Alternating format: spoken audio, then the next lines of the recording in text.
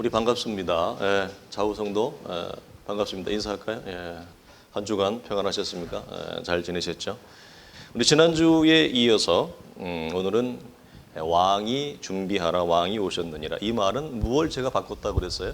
회개하라, 천국이 가까웠느니라 라고 하는 것을 우리식의 현대 언어로 제가 이렇게 바꾸어 표현을 한 것입니다. 우리가 지난주 이 부분까지 나누었죠. 회개하라, 오늘날로 말하면 준비하라. 이 회개는 무엇과 관련되어진 회개냐면 하나님의 나라가 이 땅 가운데 이미 임한 그것과 연관하여 회개하라고, 또 오늘날로 얘기를 말하면 준비하라고 요한이 얘기하는 겁니다. 그런데 구약에 이미 수없이 많은 사람들이 회개하라고 하는 요청의 메시지는 우리가 알다시피 셀 수 없이 많았습니다. 그러나 그 구약의 선지자들의 회개의 메시지 요청과 세례 요한이 준비하라, 회개하라고 하는 메시지는 근본적으로 어떤 차이가 있다고 그랬죠? 회개의 기간과 회개가 항상 있을 걸, 즉 회개의 내일이 오늘 하지 않아도 내일 할 수 있겠지라고 하는 것이 시간 순서적으로 구약 성도들에게 주어진 어떻게 보면 넉넉함이었습니다. 그러나 세례 요한이 언급하는 회개하라, 준비하라라고 하는 그 회개의 긴박성과 시급성은 우리 속에, 즉 이 당시에 요한의 메시지를 직접 듣고 있던 유대인들, 이스라엘 사람들에게는 그 회개의 딜레이가 더 이상 주어지지 않는, 그만큼 긴박하다. 그 이유는 왜 그러느냐? 이미 왕이 우리 가운데 오셨기 때문이다. 그래서 우리가 개혁교회, 즉 대한예수교 장로회가 갖는 신앙 고백의, 종말론적인 신앙의 고백에 종말의 시작을 잡는 기준은 무엇으로 잡아요? 우리 대한예수교 장로회가 갖는 기준점은 그리스도가 사람의 몸을 입고 이 땅에 성육신 하신 그 오심 사건을 종말의 시작으로 봅니다. 이것이 우리 개혁교회가 갖는, 즉 우리식으로 한국적인 상황으로 얘기하면 개혁교회의 대표적인 우리 교회는, 한국교회는 대한예수교 장로회니까 대한예수교 장로회가 갖는 종말의 동일한 신앙 고백의 초점은 그리스도의 오심은 예수님의 성육신 사건을 기초로 한다. 그래서 이미 세례 요한과 예수님은 뱃속에서 몇 개월 차이가 안 나기 때문에 세례 요한이 말하는 이 하나님의 나라가 임했다, 왕이 오셨다라고 하는 것은 이미 예수 그리스도가 이 땅 가운데 사람의 몸을 이미 입고 오셨기 때문에 더 이상 회개를 할, 회개의 딜레이와 회개의 내일을 바라면서 돌이키지 않는 이스라엘을 향해서 언급을 하고 있는 것입니다. 그래서 10절에 이것을 도와주는 구절이 뭐냐? 이미 도끼가 나무 뿌리에 놓여 있다라고 얘기를 합니다. 여기서 우리가 주요한 표현은 나무를 얘기하지 않고, 도끼로 여러분 나무를 이렇게 자르면, 커팅을 하면 보통 이게 나무의 몸통을 자르잖아요. 근데 우리가 자세히 보면 세례 요한이 뭐라고 하냐면 나무를 자른다고 얘기하지 않고 나무의 뿌리를 자른다고 하는 거예요. 존재 자체가 멸망되어질 걸 얘기하는 거예요. 그렇죠? 나무의 몸통을 자른다, 이걸 다른 말로 하면 좀 우리가 가지치기라고 얘기할 수가 있겠어요. 가지치기 같은 경우는 뭐죠? 우리가 다시 나무가 잘 성장할 수 있는 시발점이 되기도 합니다. 그러나 뿌리 자체를 커팅하면 나무의 생명은 끝나는 것입니다. 그런데 그 나무의 뿌리에 도끼가 놓여져 있는 것이 먼 미래에 주어질 일이 아니라 이미, 왜? 하나님의 나라의 왕이신 그분이 이미 우리 가운데 임했기 때문이다 라고 하는 말씀을 주고 있어요. 그래서 회개의 기회가 오늘 하지 아니하면 내일 하지, 이런 회개의 기회가 항상 있지 않을 것을 말하고 있습니다.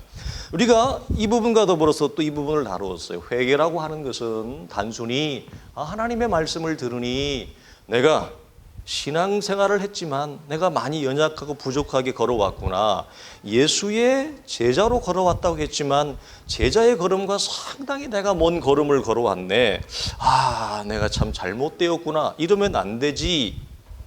이런 감정, 이런 느낌, 그리고 때로는 이 감정과 느낌이 우리로 하여금 우리 안에서 서글픔을 불러일으키기도 해요. 내가 왜 그랬을까? 내가 왜 이렇게 내가 예수를 믿었을까?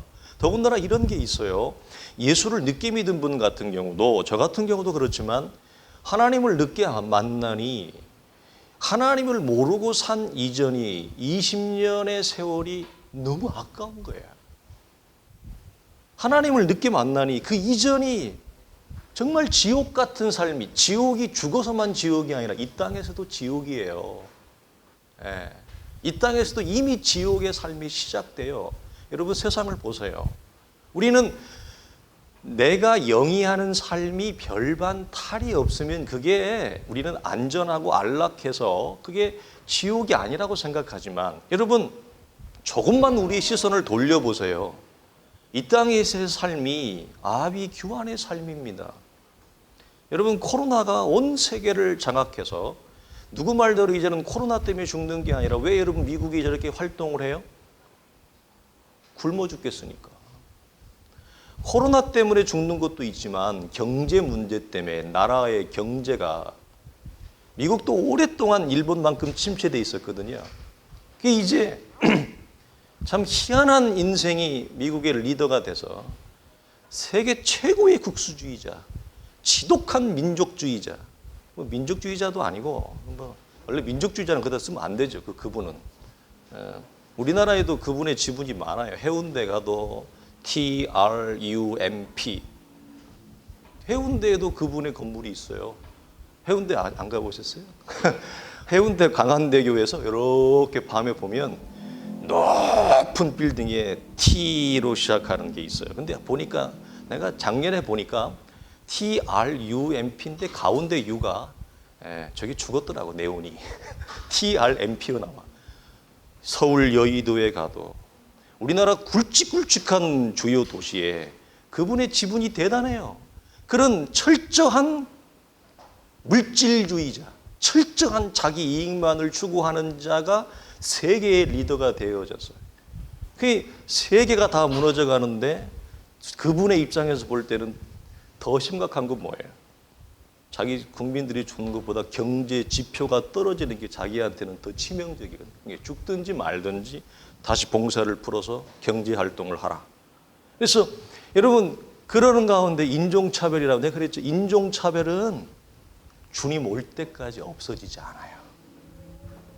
절대 사라지지 않습니다. 이 땅의 차별은 아예 여러분이 소망을 풀지만 그렇다 할지라도 미국의 남북전쟁부터 시작해서 에브라함 링컨부터 그 이전에 영국의 윌리엄 윌버포스 같은 사람들의 이런 흑인 노예의 폐지를 시작해서 남북전쟁, 그 다음에 유럽이나 미국에서 북미에서 일어났던 여성 인권 신장 운동, 그렇죠? 남자들이 여자들과의 차별, 흑인 여자는 버스도 타지 못하고 선거권조차도 없었어요. 그게 오래되지 않았어요. 여러분 아무리 흑인 여자들이 똑똑하고 흑인이 똑똑해도 절대 고용하지 않습니다. 백인들하고 비교할 수 없을 만큼 두뇌를 가졌는데 뭐 하느냐? 집에서 가정부로 일해요. 그런 사회에서. 그래서 마틴 루터 킹 같은 분이 우리와 같은 동일한 신앙 고백을 하지는 않지만 그분은 인권 운동자니까 목사지만 그런 분들이 미국에서 인권 운동을 이런 차별과 노예 폐지와 이런 것들을 펼쳐지는 여러분 세상을 보세요. 아비규환이에요. 우리는 내가 걸어가는 걸음 몇 걸음이 편안하면 내가 천국이라고 생각하지만 우리 시선을 조금만 높이 널리 보면 중동 문제는 어떻고 북아프리카의 이민 문제는 어떻고 말로 표현할 수가 없어요. 세상이. 지금도 여러분 똑딱하는 1초 사이에 먹을 것이 없어 굶어 죽는 아이들이 얼마나 많아요. 세상은 아비규환이에요. 여러분. 이런 차원에서 본다면 여러분 그래서 회개라고 하는 것은 단순히 이런 우리 안에 통회와 서글픈 마음이 들어요. 그 좋은 거죠. 거기까지는. 왜냐하면 하나님의 말씀을 들어도 아무런 죽은 통나무와 같이 아무런 반응이 없는 것보다는 하나님의 말씀을 듣고 우리 안에 어떤 감정의 변화가 있다. 우리 안에 어떤 이걸 우리는 이렇게 영적인 정서의 변화가 있다. 좋은 것입니다. 생명의 스파크가 튀는 거죠. 좋은 거예요. 그러나 성경이 말하는 회개는 뭐냐? 거기까지만으로는 부족하다. 못하냐? 그런 통회의 마음, 서글픈 마음, 내가 잘못 살아왔다라고 하는 그 마음이 무엇으로 나로 하여금 내 삶을 전환하게 만들어요? 잘못된 삶에서 성경이 보이는 하나님의 자녀된 자의 삶으로 건너가는 거예요.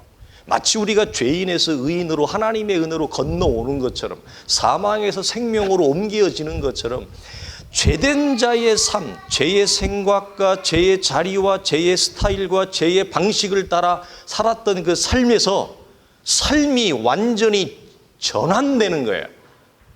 바뀌어지는 거예요. 그 삶에서 돌이켜지는 거예요. 거기까지 가는 것이 무엇이다? 성경이 회개에 합당한 열매다 라고 요한이 우리에게 말을 하고 있습니다. 그래서 여러분, 우리가 죄를 여러 가지로 설명을 할 수 있죠. 그런데 쉽게 말하자면 이런 거예요. 하나님이 원하시는 자리가 각자가 있어요. 하나님이 당신의 자녀들에게, 이건 우리가 어떻게 쉽게 이해하느냐? 우리의 자녀들을 키우면 열이면 열, 하나면 하나. 부모가 자기 자녀를 향해서 가지는 고유한 마음이 있어요. 고유한 생각이 있어요. 자기 자녀에 가지는. 그것처럼 하나님이 우리를 창조하신 분이고 우리는 그분의 지음을 받은 존재이기 때문에 하나님이 당신의 거룩한 자녀들을 향하여 갖는 고유한 마음이, 그게 뭐냐? 너는 이러이러한 내 자녀이기 때문에 이런 삶의 자리에 있기를 내가 소망한다. 내가 원한다. 너는 이런 모습으로 너는 이 세상을 걸어가기를 원한다. 아들아, 딸아. 이건데 이 하나님이 원하시는 자리에서 우리가 벗어나 있는 것입니다.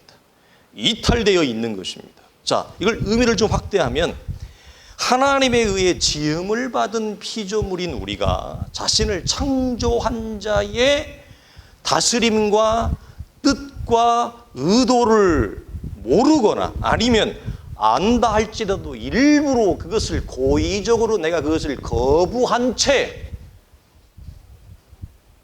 내가 깃발을 드는 것입니다.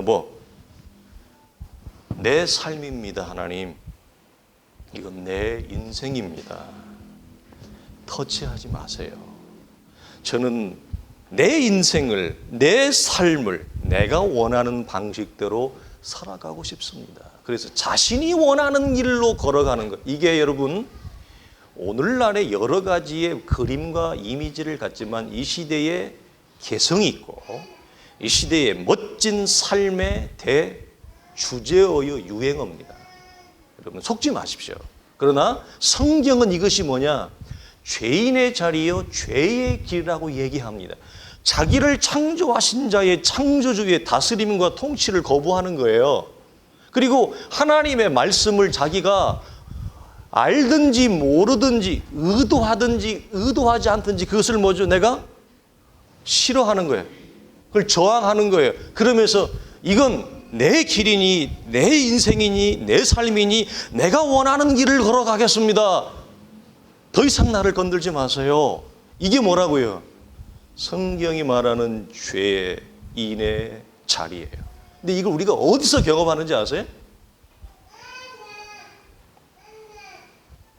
철이 늦게 드는 자식을 둔 부모는 이걸 다 경험해요. 할렐루야. 철이 늦게 드는 자식을 둔 부모는 이걸 다 경험하게 한다고. 그래서 우리가 지난번에 나누었듯이 하나님이 호세아에게 너는 가서 저 음란한 여인을 데리고 와서 결혼해서 애를 낳아라. 하나 낳고 나면 이 여인이 또 도망가. 왜? 술집이 좋은 거야, 이 여자는. 또 데려와서 둘째 낳고 마음을 다독여 살면 또 도망가. 그럼 어디 또 기생집에 가 있어. 이걸 반복하는 거예요, 호세아가. 그래서 하나님이 호세아의 마음을 통해서 뭘 하나님이 알게 할까? 내 마음이 이와 같아. 하나님이 우리 안에, 우리의 자녀는 나를 하나님이 만들어가는 최고의 왼수이자 최고의 거룩한 수단이자 도구예요, 자식은. 그런데 그 자식 중에 철이 일찍 드는 자식이 있고 철이 늦게 드는 자식이 있어. 어떤 사람은 환갑을 지나서 할까 말까.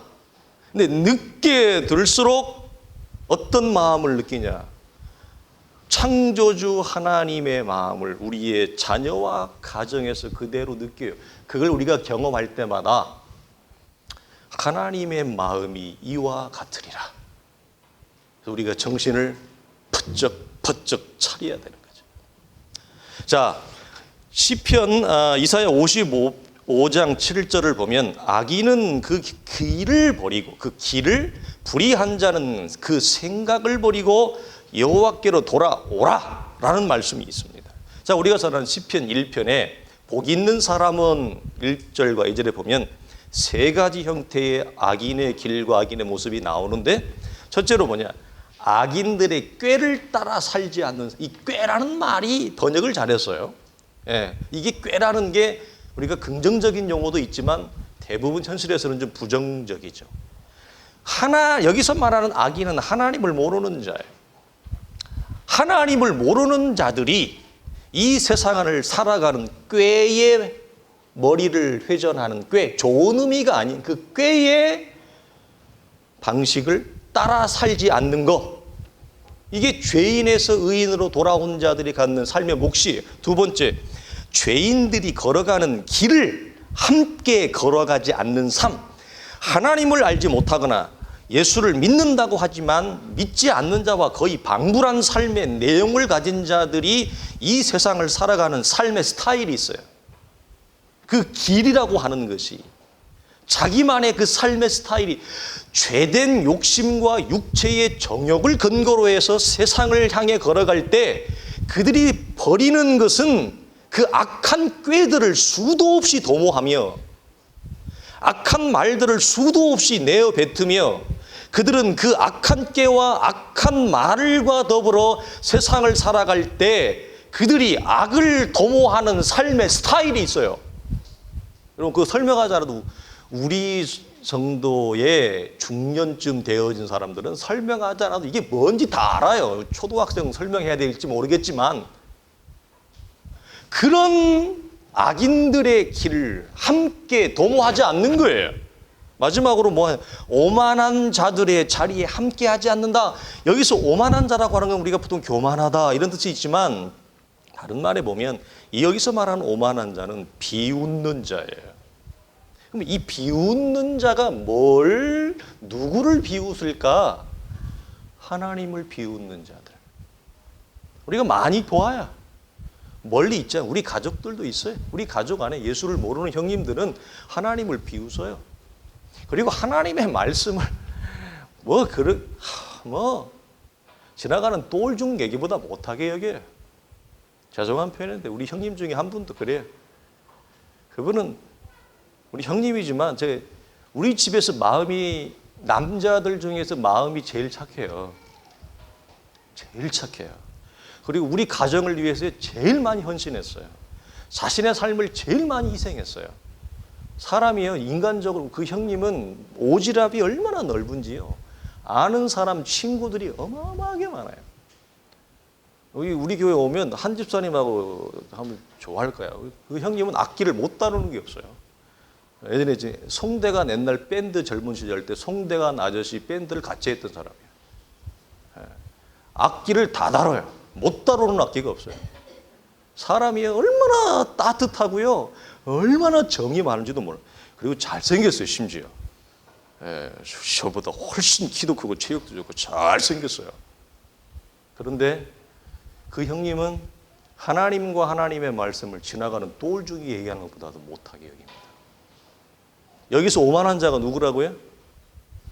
하나님을 향해 비웃는 것. 하나님의 말씀을 비웃는 자들. 제가 여러 번 수도 없이 전도를 시도했습니다. 참 쉽지 않습니다. 여러분, 그래서 이 오만한 자의 삶의 방식, 여기에서 돌이키는 거예요. 여기까지가 회개예요. 그래서 우리가 굳이 세상을 살아가면서 이런 자들과 인생과 삶을 같이 도모할 필요는 없어요. 자, 여러분, 요한이 오늘 본문에 보면 독사의 자식들, 임박한 진노를 누가 너희한테 피하라고 해? 회개 합당을 맺어야 한다. 이런 강한 표현을 동원하는 이유는 왜냐하면 죄된 자리와 죄된 방식의 삶에서 이스라엘의 종교 지도자들과 이스라엘의 대중은 실상은 전혀 돌이키거나 바뀌어지지 않으면서 속으로 뭐라고 얘기하냐면 속으로 우리의 조상이 아브라함이라, 우리의 조상이 누구인데, 내가 누구의 후손인데, 내가 누구의 혈통을 가졌는데, 우리는 하나님의 율법이 있고 하나님의 성전이 있고, 이런 걸 속으로 자랑하며 자긍한다는 거예요. 그들이 살아가는 실상의 삶은 뭐한데? 죄된 삶과 죄인의 자리에 여전히 곤교하게, 아주 정교하게 그 자리에 서 있으면서 말로만 기독교의 신앙을 얘기한다, 이 말이에요. 그래서 그것으로 자신의 신앙의 정체성, 자신의 신앙의 정당성을 삼는 이스라엘의 우유부단한 태도, 그 두 마음을 가진 것 때문에 이런 강한 표현을 합니다. 그래서 뒤에 보면 뭐라고 얘기하냐? 세례 요한이 이런 얘기를 하는 거예요. 너희가 아브라함의 후손이라고. 너희가 아브라함의 후손이라면 차라리 길가에 있는 돌들이 아브라함의 자손이라고 얘기하는 게 맞다. 이 풍자가요, 얼마나 치명적인 풍자인지 아세요?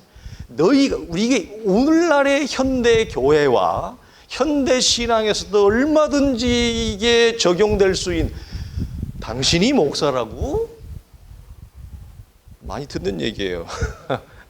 당신이 누구라고? 이 말이에요. 속으로 우리의 조상이 아브라함이라, 내가 아브라함의 자손이라, 그걸로 신앙의 자긍과 정체성을, 정당성을 삼고 있고, 실상은 죄인의 자리에 걸어가는 이스라엘을 향해 세례 요한이 너희가 아브라함의 후손이라면 차라리 길가에 있는 돌들이 아브라함의 후손이라고 하는 게 낫겠다, 그런 말을 하지 마세요, 이 말이에요. 자, 비유적으로 말하면 돌만도 못하다. 돌만도 못하다, 이 말이에요. 이해되죠? 여기서 말하는 돌만도 못하다, 이 돌이 제가 묵상하기에는 앞으로 구원을 얻을, 이스라엘의 경계를 넘어 구원을 받을 열방에 있는 이방인을 말해요. 너희는 하나님을 알지 못하는 돌들, 이방인들만도 못하다, 세례 요한이 이 말을 하는 거예요. 근데 이 말은 안타깝게도 우리 시대의 액면가 그대로 적용돼요. 액면가 그대로. 자, 현대식으로 풀면 이런 거예요. 참된 신앙의 내용을 따라 믿음을 살아가지 않으면서 보여지는 신앙의 외형적 조건과 옵션과 전통에만 주목하며 신앙의 거치에 집중하는 자들을 통칭하는 것입니다. 그래서 여러분, 우리 교회 나중에 시간이 지나가면 그러겠습니다만, 우리가 갖는 신앙의 정체와 정당성은 하나님 앞에 믿음의 내용을 따라, 그리스도의 십자가의 구속의 내용을 따라 내가 어떠한 믿음의 상태와 정도와 걸음을 걸어가느냐에 있지, 우리 교회가 개척한 지 30년 됐어, 우리 집안이 예수 믿는 5대째 집안이야, 우리 집안에는 목회자가 몇 나오고 우리 교회는 선교사가 몇 나오고, 이런 신앙의 외형적 역사와 전통만으로 자신의 신앙의 정당성과 정체성을 자긍하면 곤란해져요. 그때부터는 신앙이 이제 저거 하는 거예요. 그 외형적 조건과 전통에 주목하지 말고 하나님 앞에 내가 지금 어떤 신앙의 내용을 따라 어떤 믿음의 정도를 걸어가고 있느냐, 이것으로 자신의 신앙의 정당을 삼아야지 외형적 조건을 우리가 동원해서는 곤란하다. 자, 그래서 심지어 화면에 좀 우리가 한번 띄워봅시다. 로마서에서 바울이 이렇게 얘기해요. 혈통과 외형적 조건을 갖춘 거예요. 바울이 일침을 가합니다. 다 같이 읽읍시다. 시작. 이스라엘에게서 난 그들이 다 이스라엘이 아니요 또한 아브라함의 씨가 다 그의 자녀가 아니라 오직 이삭으로부터 난 자라야 내 씨라 불리라 하셨으니 곧 육신의 자녀가 하나님의 자녀가 아니요 오직 약속의 자녀가 씨로 여기심을 받느니라. 오직 약속의 자녀의 혈통을 받는, 굳이 얘기하면 혈통이 누구예요? 예수 그리스도의 보혈의 공로로 그 혈통을 잇는 자들이 하나님의 자녀이다. 기가 막힌 말인데, 자, 요한복음 갑시다. 사도 요한 이렇게 얘기해요. 요한복음 8장에 같이 봅니다. 시작. 우리 아버지는 아브라함이라 하니 예수께서 이르시되 너희가 아브라함의 자손이면 아브라함이 행한 일들을 할 것이오늘 아브라함은 이렇게 하지 아니하였느니라. 무슨 얘기인지 알겠죠? 속으로 혈통과 환경과 조건과 옵션을 자랑하는 자들에게 너희가 속으로 외치는 것처럼 아브라함의 자손이면 아브라함의 자손처럼 행하라. 아브라함은 너희처럼 살지 아니했느니라. 기가 막힌 말이죠. 이게 오늘날 우리 시대에 저에게 하는 얘기예요. 저에게. 자, 여러분, 사도 요한은 요한 1서에서 우리가 잘 아는 말과 혀로만 사랑을 말하지 말고 행함과 진실함으로 하자. 이로써 우리가 어디에 속한 줄 알고 진리에 속한 줄 알고. 기독교의 신앙을 말과 인간의 세치, 혀로만 논하는 자들에게 기독교의 신앙의 내용은 말과 혀가 아니라 행함과 진실함에 있다. 그것이 우리가 하나님의 생명을 얻은 자요, 약속의 자녀요, 거룩한 자손이요, 진정한 아브라함의 후손이요, 우리가 진리에 속한 증거가 여기 있다. 이렇게 얘기합니다. 여러분, 기독교의 신앙의 참된 내용과 경건의 내용이 그 안에, 공동체 안에, 한 개인 안에 없을 때 그 교회와 개인은 무엇을 집착하느냐? 보이는 외형적 조건들, 보여지는 전통에 집착하며 그것을 자랑하게 되어져 있습니다. 그래서 여러분, 나가서 그렇게 하지 말라는 거예요. 전도할 때. 우리는 전도를 아직 못합니다. 우리 목사님은 어떤 목사님이고, 우리 목사님은 뭐, 나는 근데 자랑할 게 없어요. 내가 서울대를 나왔으면 자랑할 수 있는데, 우리 목사님은 서울대 출신이고, 우리 목사님은 유학을 가서 박사학위를 받았고, 이런 걸 자랑하지 마요. 전도는 예수님을 전하는 건데, 뭐 목사님을 전하나, 목사의 학력을 전하나. 어느 교회 시장생활 하다 보면 이제 교회 얘기를 하잖아요. 이렇게 어느 교회 다니세요? 그러면 교회 가서 어느 교회 다닙니다. 그러면 그 교회는 어떤 교회에서 이렇게 하잖아. 우리 교회는요 그냥 아주 평범을 길게 하라고 아주 평범한 교회인데 그보다 약간 좀 못한 교회입니다. 목사님 어때요? 그러면 우리 목사님은요 말도 마세요. 진짜 목사님 바보 같대요. 목사님이 많이 못났어요. 이렇게 얘기를 해야 돼. 그러니까 딱 교회를 왔는데 갑자기 목사가 미남인 거야. 그분 거기에 이제 내가 속았구나. 이렇게 가는 거지. 그러니까 걔 밖에서 우리 교회는 뭐 어쩌고 저쩌고 뭐가 그렇게 할 거 없어요.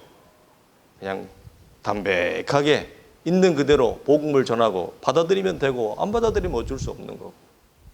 그렇게 하는 게 여러분 지혜인 것입니다. 그래서 외형적 환경과 조건과 전통에 집착하는 것은 성경이 경계합니다. 안타깝게도 유대인들은 길가의 돌들인 우리를 아브라함의 진정한 영적인 자손이 되게 한 지금까지도 뭐하고 있다? 외형적 혈통과 조건들을 지금까지도 붙잡고 있다. 정말 서글픈 일이죠. 길가에 있는 돌들이 자기들의 자리를 깨어차고 우리가 아브라함의 자손이 되어진 지금까지도 자기들은 무엇만 자랑하고 있다. 속으로 아브라함이 우리의 조상이요, 나는 그의 몇 대 손이요 이러고 있다 이 말이에요. 얼마나 가슴이 아파요.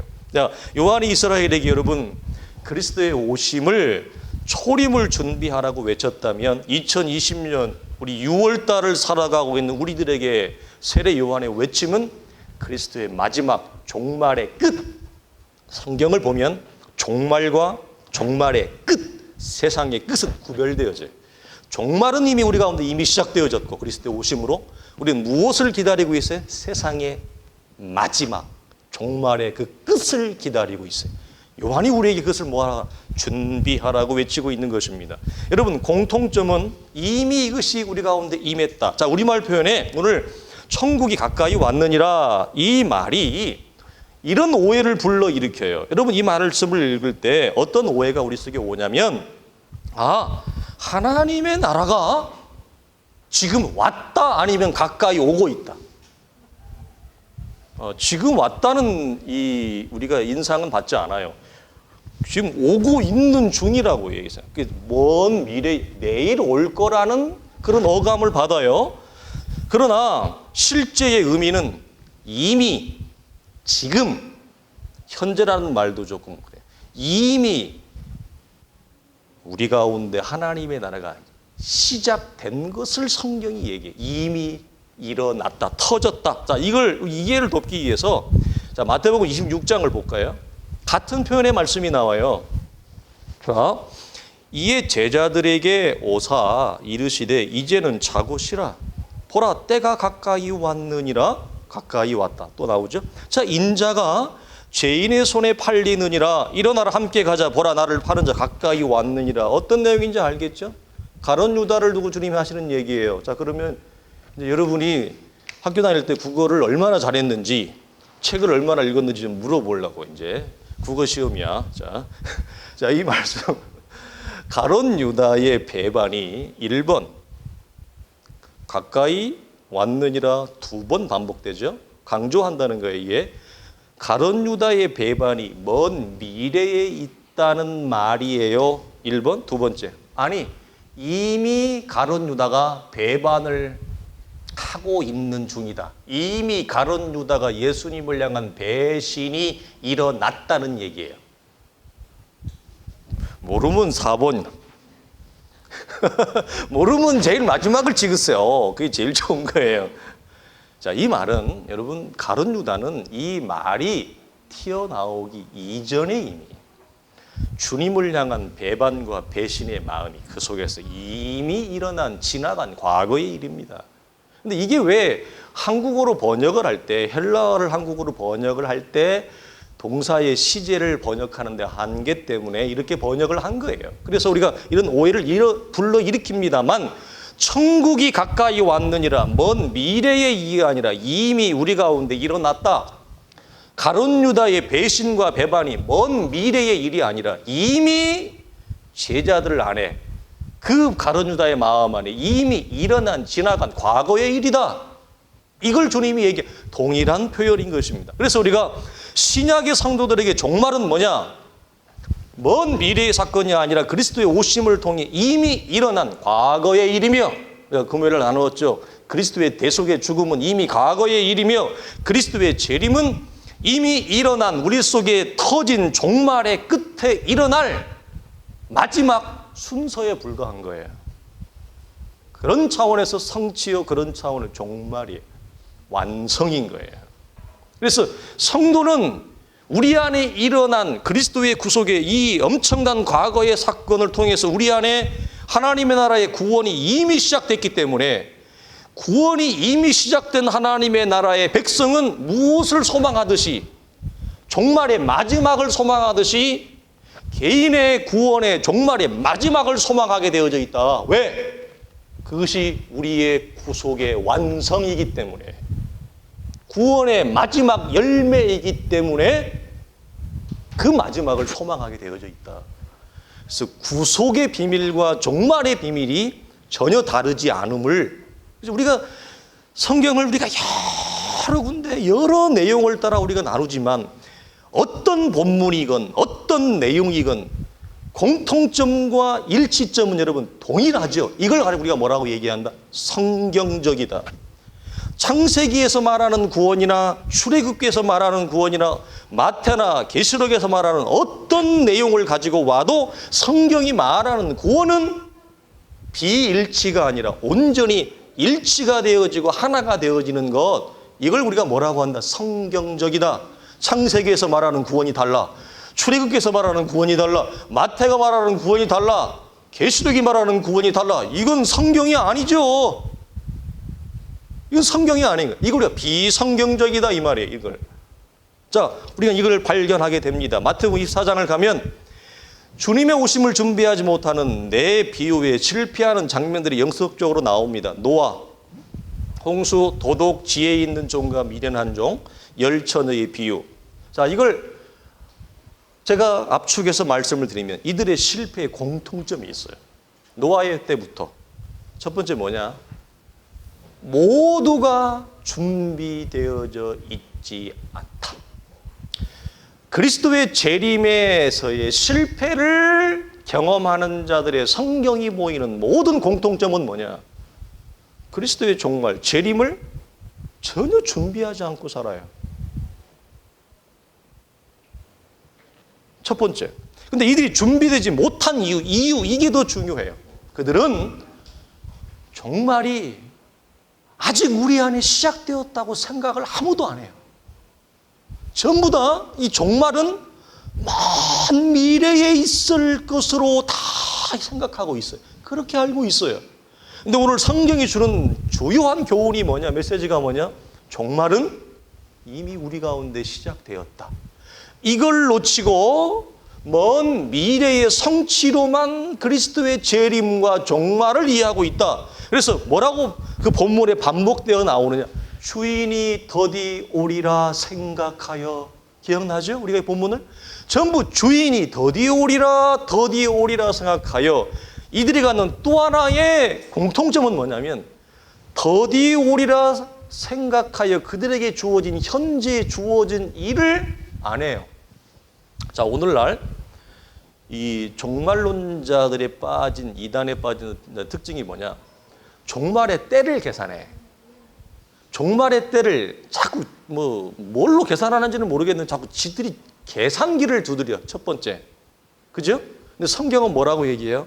이런 모든 말씀을 통해 그 날과 시는 너희에게 주어지지 않았다. 모른다. 너희가 예상하지 못했을 때 올 것이다. 이들은 전부 앉아가지고 계산기를 두드리 종말의 때를 예측해. 두 번째는 뭐죠? 그거 하고 계산기 두드리고 앉아있니라고? 뭘 안 해? 기저귀를 안 빨아. 남편 밥을 안 해줘. 설거지를 안 해. 애 학교를 안 보내. 이게 공통적 특징이에요. 종말론에 빠진 자 특징이 뭐냐? 성경은 그 날과 시간을 계산하지 말라. 왜? 너희가 아무리 계산해도 모른다.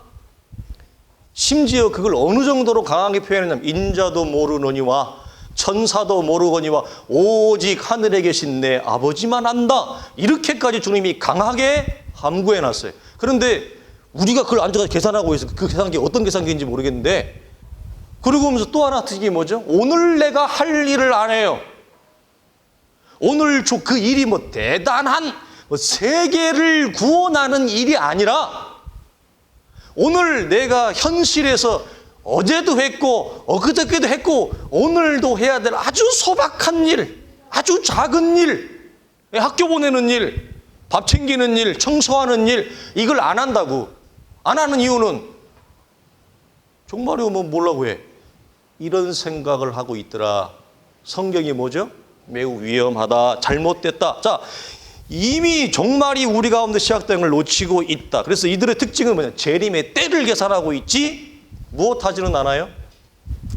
현재 자신에게 주어진 삶에 충실하는 이 준비된 삶을 살아가는 것이 아니다. 그래서 성경이 이것을 뭐라고 하느냐?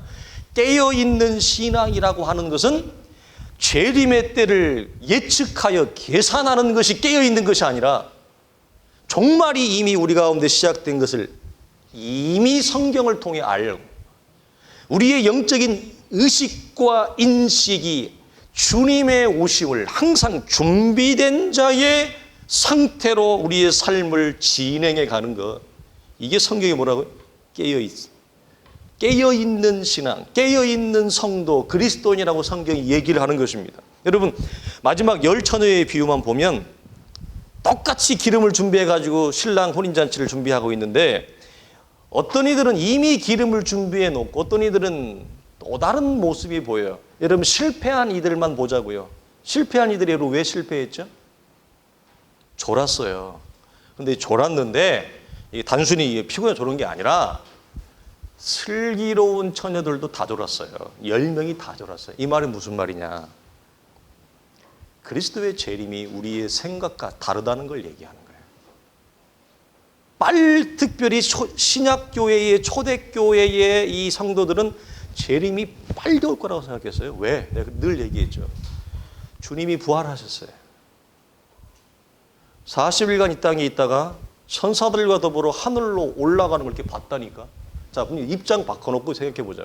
여러분이 주님이 천사들과 함께 하늘로 올라가는 걸 여러분이 육신의 눈으로 직접 봤어. 그럼 여러분 같으면 어떻게 생각하겠어요? 내 생애에, 내 세대 안에 주님이 오겠다는 그런 마음의 긴급함이 생기야 안 생겨요? 절박함이 생기야 안 생겨요? 생기죠. 초대교회 성도들은 주님이 올라가는 걸 봤기 때문에, 심지어 그러잖아. 천사들이 뭘 보고 있어? 너희가 본 그대로 다시 오시리라 이랬단 말이에요. 그러니까 초대교회 성도들은 자신의 생애 안에 주님이 천사들과 더불어 다시 올 거라는 기대를 가졌던 거예요. 잘못된 건 아니에요. 하나님의 나라와 주의 오심을 전혀 인식하지 못하고 그냥 깨어있지 못하고 살아가는 것보다는 훨씬 낫죠. 마음에 영적 긴장감을 가지고 살아가는 게 훨씬 낫잖아요. 잠자고 있는 것보다는. 자, 그래서 이들은 다 근데 주님이 생각보다 먼저 더디 오시는 거야. 그래서 반절은 기름을 준비하긴 준비하는데 언제 준비해요? 주님이 하늘이 열리고 천사들과 함께 이 땅에 내려오며 당신의 택한 자들을 동서사방에서 불러 모으는 그 날, 당일날 준비. 깨어있는 삶이 뭐라고요? 준비되어져 있는 삶. 그 준비되어져 있는 삶이 뭐라고요? 종말이 먼 미래가 아니라 이미 우리 속에 시작되어졌다. 이걸 모르고 먼 미래의 장래에 있을 거라고 생각하니까 뭘 안 해? 준비를 안 해. 그래서 어리석은 처녀들은 먼 미래에 있을 거라고 생각하고 준비를 안 하고 있다가 갑자기 어느 날 생각하지 않은 날 주님이 신랑이 오신 거야. 그러니까 등불을 켜야 되는데 준비된 기름이 없으니까 이미 기름을 확보한 친구들에게 가가지고 부탁을 해. 눈을 두드리면서 친구야 나 좀 구워줘. 그 기름 좀. 신랑이 오셨다. 그러니까 친구들이 빌려줘야 되는데 아주 매몰차게 안 빌려줘요. 그러면서 뭐라고 얘기하느냐. 이 기름은 내가 쓰기도 부족하니 기름 장사한테 가 사라. 아주 매몰차죠. 집사님 같은 빌려줘요? 안 빌려줘요? 안 빌려줘요? 아, 매몰차인데? 아니, 굉장히 따뜻한 사람으로 봤는데 아주 매몰차인데. 근데 그게 뭘 의미하느냐. 하나님의 나라의 우리의 구원의 개인의 구원의 완성과 열매는 남을 의지해서 남의 기름을 통해서 되어지는 게 아니라는 거예요. 남편이 아무리 예수를 잘 믿어도 우리 어머니가 아무리 예수를 잘 믿어도 우리가 많이 들어봤죠. 예전에 부흥회 때 어머니의 준비된 그 기름으로 내가 묻혀갈 수가 없어요. 그걸 보이는 거예요. 친구지만 가서 살아. 나는 너를 줄 수가 없다. 이거예요. 그래서 이거 하나님 앞에 우리의 개인은 철저히 개인의 구원의 완성과 준비된 그 기름을 통해서 뭐죠? 우리의 구원이 열매를 맺는 것을 얘기하는 거예요. 그래서 우리가 무엇과 연결되어져요? 아까 우리 지금까지 나누었던 외형적 혈통과 조건에 만족하고 준비된 신앙의 내용이 없는 자들은 개인의 구원이 아무리 우리가 예수 믿는 집안이고 아무리 우리가 장로님 집안이고 아무리 우리가 목회자 집안이라 할지라도 아버지의 기름, 어머니의 기름이 내 신앙의 완성을 정리하지는 않아요. 개인의 신앙이 하나님 앞에 얼마나 준비되어졌는가 그것을 성경이 얘기하는 거예요. 그래서 혼인날 당일날 준비한다고 여기저기 이리저리 뛰어다니는 거예요. 이미 때가 늦었어요. 성경이 말하는 준비란 미리 하는 것이다. 당일날 준비는 있을 수 없다. 근데 이들이 당일날 준비했던 이유는 뭐예요? 다 더디에 오리라. 그것에 여러분 그 크랙은, 그 갈라짐의 시작은 어디에 있어요? 종말이 먼 미래에 이미 내 삶 안에 들어왔다는 걸 놓치고 있다라고 하는 것입니다. 여러분, 말씀을 마치겠습니다. 종말의 마지막인 그날의 성취를 소망하며 살아가는 것이 준비요 깨어있는 삶입니다. 이 영적인 의식과 인식을 놓치지 마십시오. 더욱 선명하게 우리 안에 이 말씀을 통해 여러분 새겨지기를 바랍니다. 성경은 이렇게 얘기해요. 우리는 무명한 자 같으나 유명하며 아무것도 가진 것이 없는 것 같으나 모든 것을 가졌습니다. 우리가 금요일을 나누었죠. 바울이 고린도 교회에서 심지어 오늘이나 장래일이나 생명이나 심지어 사망까지도 다 너희의 것이라. 그리스도인의 권세. 무명한 자 같으나 유명하고 아무것도 가진 것이 없는 자 같으나 모든 것을 가지고 있는 자가 누구라고요? 하나님의 자녀들이에요. 성도예요. 이런 우리가 신앙의 이중성으로 보입니다. 겉은 평온합니다. 여러분이 저를 볼 때 종말이 시작됐다고 제가 부산스럽게 뛰어다니던가요? 이리저리 뛰어다니던가요? 여러분, 종말이 이미 시작된 것을 인식하고 있는 자들은 겉은 평온합니다. 우리의 삶의 외면은 여러분 오히려 유머가 있어야 됩니다. 그러나 우리의 내면은, 보이지 않는 우리의 내면은 치열한 영적인 싸움과 치열한 영적인 각성이 우리 안에 매일매일 매 순간순간마다 여러분 차고 넘치는 거예요. 이게 깨어있는 거예요. 그래서 늘 여러분이 집에 설거지를 해도 비즈니스를 하고 사람을 만나도 겉은 여러분 샬롬이 있어야 돼요. 평온해야 돼요. 그러나 우리가 무엇을 해도 어떤 자리에서 우리의 속은 무엇으로 어떤 인식으로 깨어 있어야 된다. 하나님의 나라가 이미 우리 가운데 이루어졌으며 그 날의 종말의 완성을 향한 영적인 치열함과 각성이 우리 안에 두 세계가 공존합니다. 그러나 이 내 안이 치열하다고 해서 내가 겉으로 내 샬롬을 깰 필요는 없어요. 왜? 나는 지금도 그 하나님과의 임재와 관계가 내 샬롬을 붙들고 있기 때문에. 여러분, 무엇이 우리의 샬롬을 붙들어요? 여러분, 늘 얘기하지만 여러분 이게 부정적으로 이중적으로 여러분 이해하시면 안 돼요. 그래서 이게 우리의 샬롬을 유지해 줄 수, 이 땅을 살아가면서 우리의 샬롬을 유지해 줄 수 있는 것은 없어요, 사실. 이 사람들이 이게 신앙이 덜 여물었을 때는 어떤 착각을 하냐면 지금보다 이렇게 내가 들어오는 수입이 많으면 내가 굉장히 평온할 거라고 해요. 돈이 내 샬롬을 유지해 줄 거라고 생각해요. 천만의 말씀이에요. 여러분, 지금보다 성공적인 삶이 내 안에 이렇게 펼쳐지면 그게 내 삶의 샬롬을 줄 거라고 생각을 해요. 여러분, 남편도 아내도 심지어 여러분이 그렇게 사랑하고 아끼는 자식마저도 여러분의 샬롬을 유지해 주는 수단이 못 됩니다. 이 세상에 물질이나 성공이나 권력이나 명예나 어떤 관계성도, 부부관계도 심지어 눈에 들어오지 아프지 않는 자식마저도 내 샬롬을 여러분 지키는 수단이 아니에요. 이건 하나님과의 거룩한 교통밖에 없어요. 오히려 여러분 우리가 경험하지만 자식은 우리의 샬롬을 깨요. 안 깨요? 자식은 우리의 샬롬을 깬다니까. 왜 품 안의 자식인 거예요. 이쁠 때 많이 이뻐하세요. 많이 사랑하고.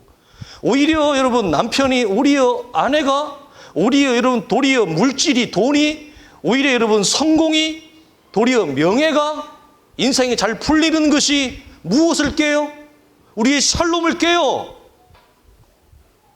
많은 사람들은 그게 내 샬롬의 원천이라고 생각해요. 아니에요. 그건 내 샬롬을 도리어 깹니다. 내 샬롬을 붙들고 있는 것은 하나님과의 거룩한 교통, 임재밖에 없어요. 이걸 우리가 착각하면 자꾸 넘어진다고요. 자꾸 오해되고 혼동된 신앙의 걸음을, 신앙의 헛발질을 한다고요. 그래서 내가 이만큼 걸어왔는데 내가 왜 신앙이 안 세워지지? 아니요. 이만큼 걸어온 게 중요한 게 아니라 헛발질을 하며 걸어온 걸음은 나를 신앙으로 세우지 못해요. 믿음의 정도를 걸어온 걸음이 나를 세우는 거지. 이스라엘처럼 수십 년을 세월과 역사와 전통만을 자랑하고 있는 그들이 무슨 신앙이 세워져 있어요? 무너져 있잖아요. 그걸 얘기하는 것입니다. 오늘 본문이. 우리 사랑하는 성도들이 이런 내용으로 충만하게 또 우리에게 주어진 일을 믿음으로 성실하게 잘 감당하시고, 그러면서도 하나님의 나라를 소망하며 즐거워하는 그 영적인 갈급함과 대망이 여러분 설거지 속에 담기면 설거지가 뽀드득할 거야. 진짜로. 그 마음이, 하나님의 나라를 소망하는 그 마음이, 근데 이게 우리의 마지막 한계예요. 믿는 것과 아는 것이 하나가 되어지지 못하는. 그것이 우리의 소소한 일에 담겨질 수만 있다면 얼마나 우리의 생이 여러분 아름답고 기쁘겠어요. 그러나 이게, 그걸 알지만 그걸 담아내는 우리의 연약함이 너무 연약해서 담아내지를 못하는 우리의 아픔입니다. 우리 사랑하는 성도들이 이걸 주 안에서 극복하고 넘어서기를 주님의 이름으로 간절히 축원합니다. 기도하겠습니다. 하나님 아버지 감사합니다. 연약한 우리, 잠을 자고 있는 우리, 잠을 자도 또 자고 싶은 우리, 하나님 앞에 태만하며 나태하며 영적인 게으름을 부려도 이 게으름과 나태는 한이 없이 우리 안에 늘어져만 가는 우리를 바라보며, 하나님, 우리 하나님의 은혜의 도움을 구합니다. 주님 붙잡아 주시고, 주님 나를 세워주시고, 주님 나를 챙겨주시고, 주님 나를 깨워주시고, 영적으로 준비되어져 있고 깨어있는 삶을 살아가도록 주여 우리에게 힘을 더하여 주시옵소서. 하나님, 내가 심지어 잠을 잘 때조차도, 내가 하나님을 의식하지 못할 있을 때라도 하나님은 나를 생각하시며 나를 붙드시고 있는 줄 압니다. 거룩하신 아버지 하나님, 사랑하는 교회를 불쌍히 여기시고 사랑하는 공동체를 주여 축복하시고 살아가는 성도들을 하나님 주의 권능의 손으로 세워주시어서 이 땅을 걸어가는 동안 우리가 연약함 가운데 하나님 넘어질 수 있지만 너무 자주 넘어지지 않게 하시고, 주여 우리가 이 땅 가운데 걸어가며 힘들 수 있지만 너무 큰 힘듦에 하나님 함몰되지 않게 하시고, 우리 안에 좌절과 괴로움이 있지만 이 좌절과 괴로움에 하나님 빠지지 않는 성도들이 되게 하여 주시옵소서. 우리에게 이미 시작된 하나님의 나라의 영광과 구원의 완성과 구원의 열매를 바라보며 즐거워하며 다시 오실 주님을 소망하며 걸어가는 믿음의 거룩한 지체들이 되어지도록 우리 하나님 축복하여 주시옵소서. 우리 주 예수 그리스도의 이름으로 간절히 기도하오며 축복하옵나이다. 아멘. 이제는 우리 주 예수 그리스도의 은혜와 우리 하나님의 크신 사랑과 성령의 감화감동 역사하심이 우리의 속사람이 깨어있어 우리의 구원과 우리의 구원의 완성과 열매 맺기를 소망하며 다시 오실 주의 나라를 소망 중에 즐거워하며 오늘 주어진 작은 일에 믿음의 정도를 다하여 걸어가기를 소망하는 사랑하는 성도들의 모든 신앙적 걸음과 영적 각성과 이 땅 가운데 힘들게 싸우며 경영하는 모든 우리의 손으로 짓는 일들 위에 이제로부터 영원토록 항상 함께 있을지어다. 아멘.